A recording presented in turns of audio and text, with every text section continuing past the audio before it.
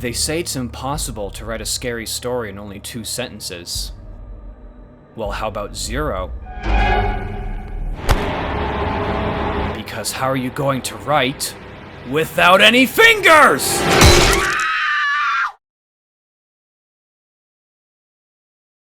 I think at this point we can agree that 2-sentence horror stories popularized by r/2-sentence horror generally don't work. You get the occasional meme and rarely one that actually isn't bad, but most simply lack that composition, that satisfaction that makes for a truly impactful read. Obviously this is just a trade-off of their design. Making a bad 2-sentence horror story, or a good one for that matter, isn't necessarily indicative of your writing skills. It takes a very specific concoction to get one right. In my view, written horror needs time, tension, some sense of world building to really leave a mark. For me at least, the most 2-sentence horror can elicit is a passing chill. However, as I already mentioned, that's not to say they're all dog shit. Which is why we're visiting the bad 2-sentence horror account on Twitter and appraising their selections. Are all these entries worthy of the designation of bad? Could it be that a gimmick account on Twitter might miss more than it hits? We're gonna group these into 3 categories: bad, good/actually scary, and mid/not scary. Mid/not scary might actually be worse than bad in some cases. Take from that what you will. Anyway, let us begin. Maybe we'll start on a high note. Scientists finally figured out the Big Bang Theory, to their horror. The universe wasn't expanding outwards, it was running away!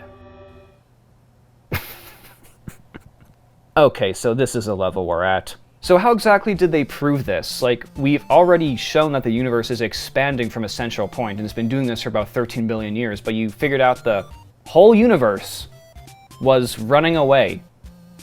From what? Aliens? Black hole? Parallax, that thing from Green Lantern? Like the whole universe just packed up and started running from something out there. Something chasing it that the universe doesn't want to meet? Sorry, this one's bad. You attempted cosmic horror, but even for 2 sentences, it's still pretty weak. The prophet had warned that her daughter would kill her. She assumed it would happen in childbirth, yet here she was, healthy, cradling a baby girl with eyes full of innocence and wonder.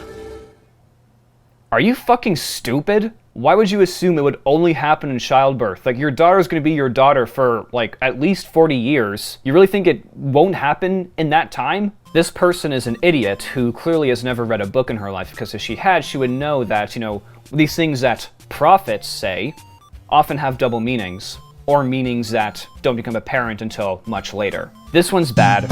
If you're gonna write 2-sentence horror, give your protagonist a higher IQ than room temperature. See you tomorrow, my lovelies, she said as she signed off from her TikTok account. Fortunately for her killer, viewers have yet to notice that her hands sometimes have too many fingers. Oh, I get it. The murderer killed her and then replaced her with an AI clone so that her viewers wouldn't get suspicious. That's clever, I guess. Took me a second to understand it, but now that I do, it's, you know, it's clever. It's not scary. Like, this one isn't bad, but I had to think about it. And maybe I'm stupid, but this is my ranking video we're doing, so I'm ranking it as mid/not scary. You had something. You did. It's just a shame it was compressed into 2 sentences. I tucked my child into bed, and as I turned to leave, they said, "Daddy, I think there's someone in my closet." When I opened the door to check, I only found an empty closet and a note pinned to the inside, written in my handwriting. "She isn't real." What? So wait, if the note was written in his handwriting, does that mean he wrote himself that note in the past, and then he somehow forgot it in the present? Or is this like the future, and he's making the future true to... and the daughter is seeing the future?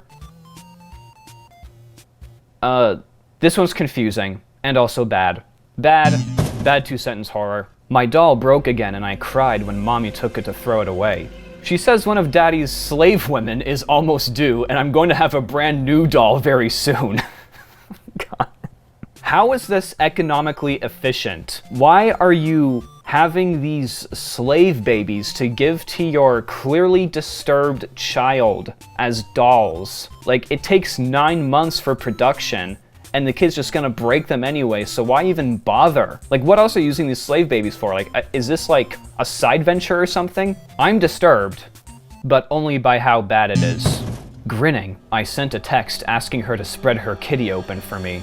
The picture I got in response showed a neat spread of small, bloody organs laid down on a coat of fur. You see, this is why proper communication is important in relationships, so you don't have misunderstandings like this. Actually, I'm gonna become a love guru right now. To the guy, if you want something, just ask for it. Don't hide behind these cutesy euphemisms. If you want her to then just ask. And to the girl, even though you are clearly a very demented individual, if you kill a cat just because some random guy you're texting asks you to, I think you could do better than that. Bad. As his master bent down to give him belly scratches, the dog thought, "Yes! Yes! Woohoo! Finally! Finally! This time he'll find the lump." Why can the dog think human thoughts? That's just unrealistic. There's some unintentional comedy here. You expect this to be more like a morbid joke than two-sentence horror, so that's why this one is also bad. Come on, give me something good. There's a guy in my class that could only answer 10 to any questions he's asked. One day, one of my classmates went missing, and he now say 11.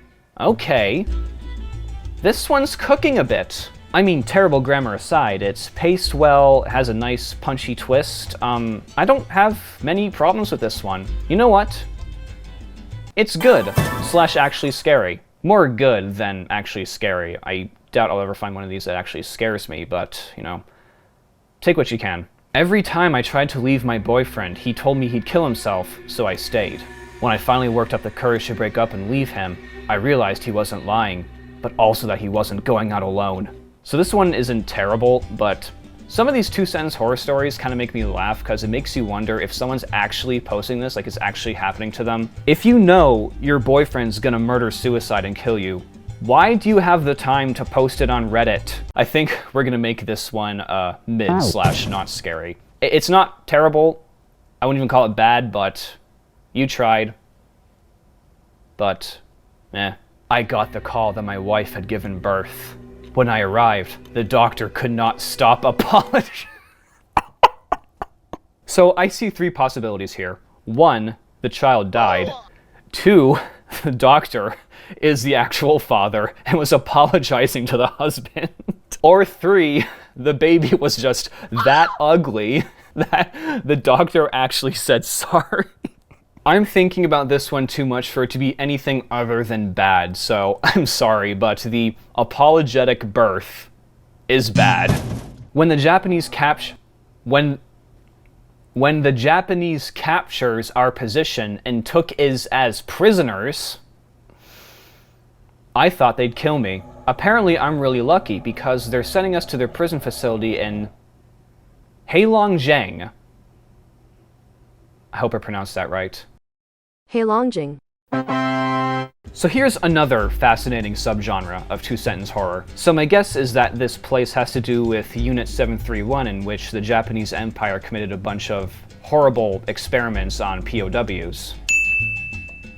But I would not have known for sure if I hadn't Googled what this word was. So really, how effective is two-sentence horror if you have to like open up a separate tab and Google this word or proper noun you don't know what it is? You know, thanks for giving us a history lesson, but doesn't make for that sort of, you know, punchy, twisty two-sentence horror you come to expect. So this one's mid. Ow. Sorry, mid. I do that because I love her. You'll do it too once you grow up, I gently explained to my 6-year-old, standing in the corner of the room after bearing witness to me beating his mother. Ugh. I mean, what can I say other than it's systemic domestic abuse? What am I supposed to do? Call it bad? I wouldn't exactly call it horror, though, either. I hate to do this to domestic abuse, but mid. Ow. Domestic abuse is mid. I feel awful. My wife hasn't smiled since she gave birth to our second child. Today she decided to drive the kids to the beach, insisting I stay home and relax. Oh, that's nice. They're just making sandcastles. This one's alright. A little better than the prior systemic domestic abuse one. Can't believe I just said those words. I don't mind it. I got nothing against it. It's good. Screw it. It's good. You know, making sandcastles. Always a good thing. Honey, I'm home, my husband shouted as he opened the front door. It seemed the witness protection program failed me. I'm sorry, but some of these just work a lot better as punchlines. Bad. I am grateful I found a loving husband and that he's blind. On the walls and the ceiling, I can finally crawl all I want. She's a gecko! Mid. Sorry, gecko lady, but you should find someone who loves you for who you are. I wish to be able to instantly understand any language that is spoken to me. The wind is begging for help, and I don't want to know from what. The wind is begging for help. Why? Like, if you're gonna make everyday natural phenomena creepy, then at least actually make it make sense. Like, who or what out there is anti-wind? I get that you want me to extrapolate, but the more I think, the more ludicrous it becomes. Bad. That one blows. You'd think the worst part of grave robbing would be the smell, but no. Far, far worse is the sheer number of caskets with scratches and claw marks on the inside. Okay, this one actually slaps. Like, it's an urban legend, it's a real-life fear that a good number of people have. I mean, it's pretty good. Like, what can I say? This one's actually pretty well done. Good job, vagrant dog. It's good and actually kind of creepy. So we have a winner. Before each reincarnation, you get one hint about each life you can live. You'll die listening to Funky Town sounds like a fun way to go. So that was bad two-sentence horror stories. I think we've proven that many of them were indeed bad, but we did find a few gems, which I liked. What did you think? Leave a comment, don't forget to like and subscribe, and hey, whoever leaves the best two-sentence horror story in the comments section, I'll pin it. Take care. I'll see you all next time.